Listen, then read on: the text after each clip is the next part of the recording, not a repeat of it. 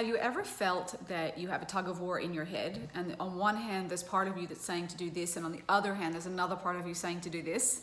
I know I have, and like the inner conflict, and you're not sure which is the right one to listen to, and you have these different voices in your head, and you often then run to a friend and say, like, what do I do?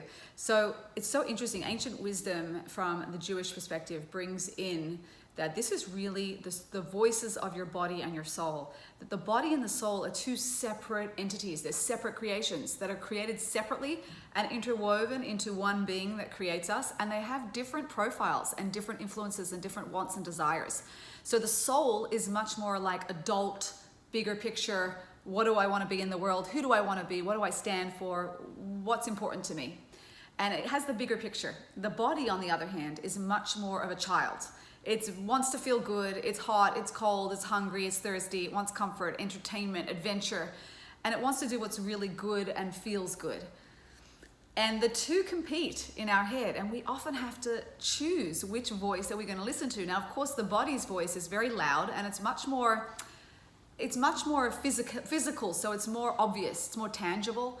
The soul's voice, on the other hand, is much softer and smaller, and it's usually a little bit more in the background, like, I'm not sure you should do that.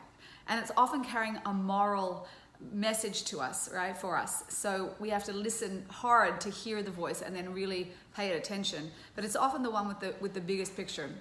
And when we can learn to identify these different voices and then choose which voice we listen to, which voice do we give power to, so then we know that we're living to our full potential and we're living from what we call our highest self, because we have these two different parts of us that we could choose to identify with. And usually the people that we look up to in life and we admire are the types that are living from their higher self, from the part of their soul that stands for something that is bigger than just them, that is moral, righteous, good.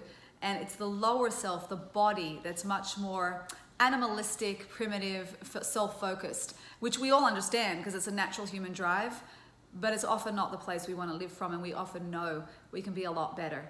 So stay tuned for more as we look at how do I actually listen to the soul's voice? How do I identify that this is my soul's voice? Stay tuned.